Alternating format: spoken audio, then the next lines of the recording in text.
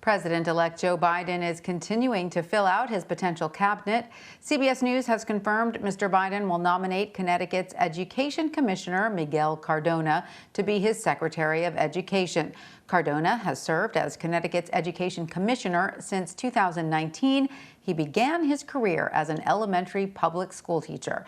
When Cardona was 27, he became the youngest principal in the state. Here's a look at the cabinet overall. 12 of the 15 picks have been named. One of the most prominent positions left, Attorney General. This afternoon, the president-elect was asked when his choice will be announced.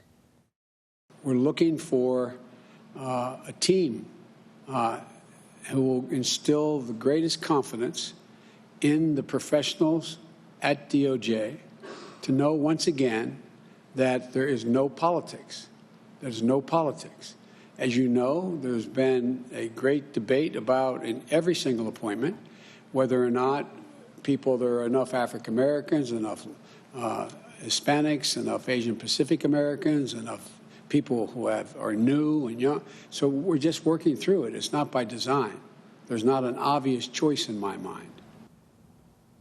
Natasha Korecki is a national correspondent for Politico covering the president-elect. Hi, Natasha, welcome. What more do we know about Miguel Cardona and how the Biden administration wants to approach education policy after such a turbulent year for schools?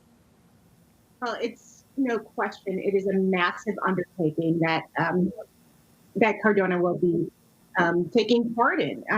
It is, as we know, schools have been out for almost half of the 2020, and Joe Biden has made it a priority to get schools going in the first 100 days of his administration, and that is, it's going to be a very tricky thing to do. You have some opposition from unions.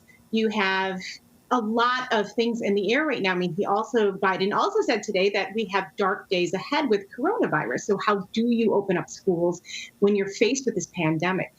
So those are some of the larger aspects of, what Cardona is going to be looking at right away.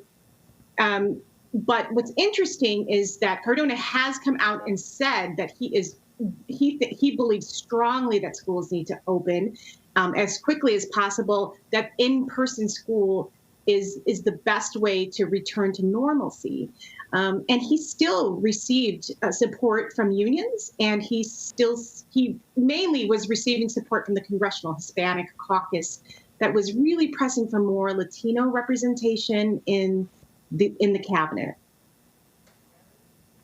And this selection of Cardona leaves 3 cabinet positions left in Mr. Biden's cabinet to fill: Attorney General, Commerce Secretary, and Labor Secretary. Who do we know is under consideration for these roles? Right. So, we just listened a little bit about Attorney General, and I think what is very interesting about what Biden said is that he's flagging that he's going to announce a team. And if he announces a team, it could be an indication that he is leaning toward someone who is not white as the Attorney General, to kind of come out with a whole team of people. And, he's obviously been very sensitive and been getting a lot of lobbying efforts about diversity in his cabinet. Senator Doug Jones and Judge Merrick Garland have been on the short list for a very long time now. A lot of people close to Biden have said that Doug Jones is a favorite for Biden. They go way back.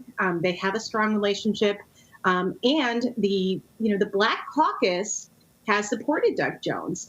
They are, very happy with his work with civil rights, and they've been supportive of him. So that, I think, is going to be one of the most interesting picks. And of course, as we've all seen reporting on in the last couple of weeks, Hunter Biden. There is an investigation into Hunter Biden, and I think that is why AG has been so. The Biden team is being very careful with it. They're going to roll it out very carefully. There's lots of questions about the sensitivities around a president-elect and his son being under federal investigation. So That's for Attorney General. Sorry, go ahead. No, absolutely. I was just going to agree with you. Okay. Yeah, and so for Commerce Secretary, one of the names we keep hearing again and again is Melody Hobson. She's the first Black woman to chair the board of directors of Starbucks.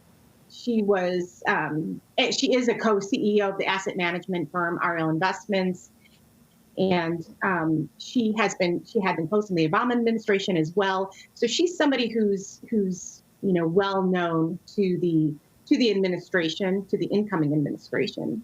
And sort of the other X factor here is Biden going to put in a Republican? There's been a lot of names floated in the Biden cabinet, and this is actually, this is sort of tradition to try to have some kind of crossover here. And with Biden, of course, he's made it known that he wants to bridge the differences with the two parties. And so he has been talking about naming a Republican. I actually recently spoke to Harry Reid, and he said, former Senate Majority Leader, he said he's all but certain that Biden is going to do that. And some of the names we've heard floated is Meg Whitman. She was a former CEO of eBay and gubernatorial candidate in California. We've heard Charlie Baker, Jeff Flake, Charlie Dent's, a lot of different names. So it's been there aren't many big ones left, but they are definitely there's a lot of speculation right now on where they're going to go. And I want to ask you more about that potential bipartisanship that President-elect is touting in a second. But first, I want to ask you about Georgia and the Senate race there. If Democrats aren't able to win both of Georgia's Senate runoffs next month, the fate of these Biden nominees will rest in the hands of Republican senators and Majority Leader Mitch McConnell. In a new interview with his hometown paper, the Louisville Courier-Journal, McConnell said that Biden's nominees aren't all going to pass on a voice vote, and they aren't all going to make it, but he says, I will put them on the floor. So who is likely to face the steepest path in getting Senate confirmation? So right now, the name that keeps coming up again and again is Neera Tanden. She has had some, difficulties on both the left and the right. Republicans do not like some of her rhetoric that's been on Twitter and so forth. They find her to be a little bit of a lightning rod. So that name has come up quite a bit. Of course, there's also Defense Secretary Lloyd Austin, because of the issue where he needs a waiver, and so he needs consensus from both chambers. That one is going to be a little trickier too. There are even Democrats who have said, I can't vote to support this waiver for Lloyd Austin because I've voted against it in the past. And in the beginning, that was a little bit of a difficulty. That caused a little bit of a dust-up between Biden and some people in his own party because they felt like they were taken by surprise having to take that vote. But a lot of these same people have said they would support Austin in the end. And, with Neera Tanden, again, a couple people have said recently, and Harry Reid among them, it's going to be a very difficult argument to try to push out someone who's a woman and someone who's Indian American. And, there's all kinds of different arguments and things that are going to be flying between now and then. But I think those are, a couple of them that are going to face some difficulty. But I do think that and we just wrote about this week, I think what the Biden administration is really prioritizing is the HHS secretary, Javier Becerra. There's no question that, the country's in an emergency situation. It's a crisis. There's all kinds of things changing right now with COVID, where it's headed. We need, the vaccination rollout is looming ahead. And, we just spoke with Kathleen Sebelius, who in 2009 had to face something very similar with the H1N1 vaccine, or with the H1N1 flu, and trying to roll out that vaccine and take it under control.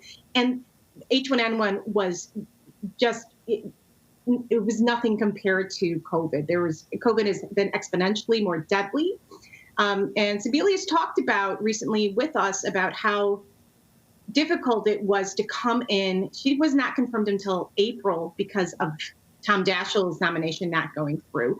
And that caused a lot of difficulties. And it was a very rushed situation because of that. But it's going to be an emergency. HHS secretary is going to be, no question, a huge priority for Biden.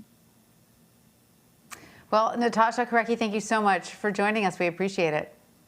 Thank you.